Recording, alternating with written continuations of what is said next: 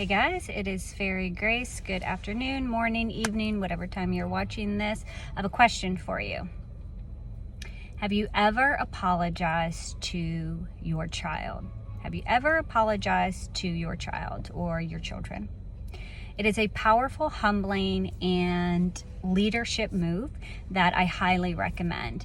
The reason is when we apologize, it shows that we do not monopolize the theory or the life that we are perfect. We do not monopolize the theory, the fact that we are flawless, and we show that we are finite and that we are fallible and that we are so far from perfect because we're human, which all of us have issues and shortcomings and vices and weaknesses and Achilles heel and all that stuff.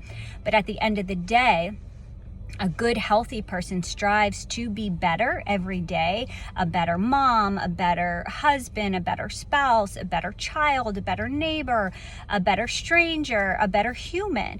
We are all striving when we are healthy to be a better version of who we are in current moment, present day tense. And with our children, we have a blended family, and that brings its own nuances of craziness.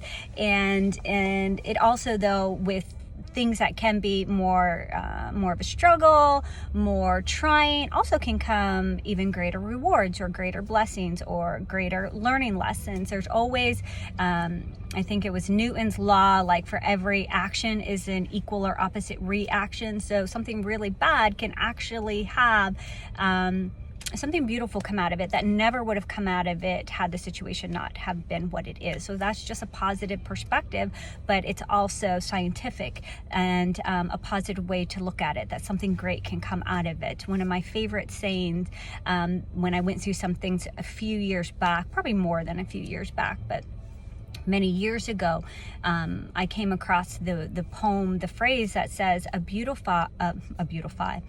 a butterfly is a perfect example that something beautiful can come out of complete darkness. And it was at a time where I felt complete darkness with only like silver linings. And when I saw that, I printed it out and I hung it in my office at the time. But I just want to encourage you that a butterfly is proof that something beautiful and life can come out of complete darkness. So if you're going through something very dark, very heavy, there is life after it. And that I can promise you, even if it's death on this side of life, there is the afterlife, the next life. Some people say that we are in the land of the living, going to the land of the dying, but in actuality, the theologian is speaking the truth that we are in the land of the dying, going to the land of the living. So chew on that for a little bit as well. So I just want to encourage you in the premise of what we were talking about is to apologize to your children, because when you do this, it shows them that it's great leadership that say, hey, I make mistakes sometimes. And you know what? This is one of those times, because the fact of the matter is we all make mistakes eventually, some more than others. But again, a healthy person is striving not to keep doing the same things, which is also what they say insanity is. Insanity is doing the same thing over and over and expecting a different result. So if you want to be a better person and you don't want to have all the anger issues and you don't want to have all the reactions or overreactions to, someone cutting you off or anything, then work on some things with positive perspective. So again, us having a blended family, we can go through some things that can be very trying, especially because we don't always have one of our children all the time. So there's a dynamic of the child living two different lifestyles that are opposite of each other.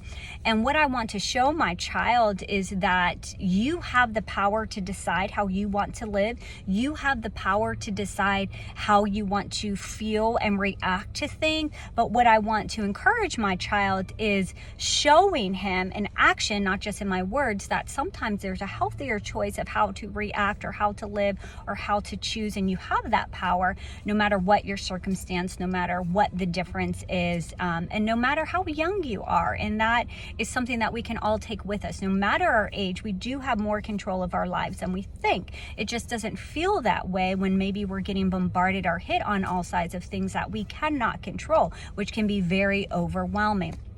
So one day I wanted to apologize to one of our children. And I said, hey, you know what? I'm really sorry that I got so snippy with you today and lost my patience. And that was not okay. And I'm sad that I did that. And can you forgive me? And my child was so sweet. And his response was, I'm sorry too for not listening.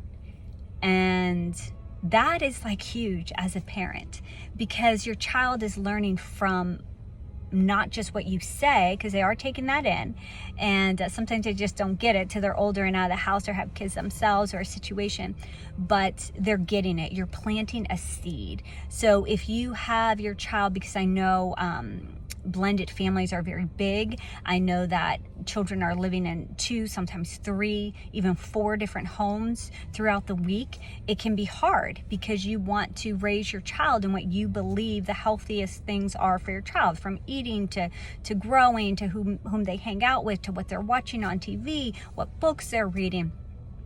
But at the end of the day, you just have the time you're given with your child. And at that time, as a brilliant woman named Tara said, you're planting seeds. So just plant the seeds of the garden of love that you want to grow.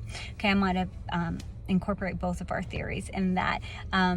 But that's what I want to do. I want to plant seeds all day long with those in my life and strangers I meet along the way and people I work with and my children and my spouse and my friends and my family. I want to plant seeds of life.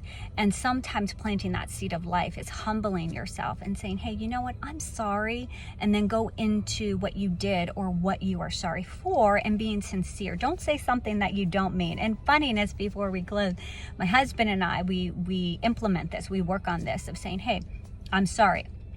My husband will joke that I rarely have the sorries, but I also contribute to his Myers-Briggs personality and Enneagram number, that they sometimes tend to focus on the non-happy things and the happy moments because they're so sensitive and they care what people think. So it's easier to remember the hurt than it is to remember the blessing or the growth. So anyhow, one time we were doing the I'm sorry, and it quickly spiraled into not good I'm sorries. Paraphrasing, hey, I'm sorry that I upset you with how I use my tone. Okay, well, I'm sorry how I reacted when I felt your tone was rough.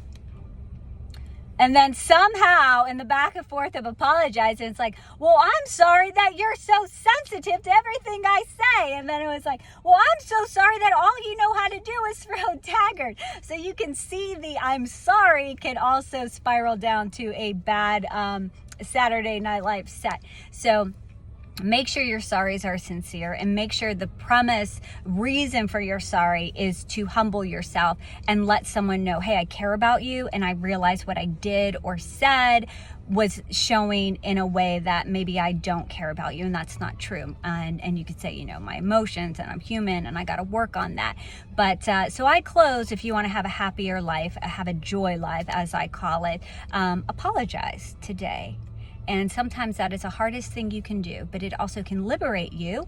And as Mr. Fred Rogers says, what's mentionable is manageable. And a pastor of mine also had told me that, and I really liked it. What's mentionable is manageable. So if you speak things out loud, it doesn't have a hold on you any longer, and you can get a grasp for it. So I'm sorry if this video was too long. I did not mean to take too much of your time. And that is true, and that is sincere, and I am Fairy Grace, and you are amazing.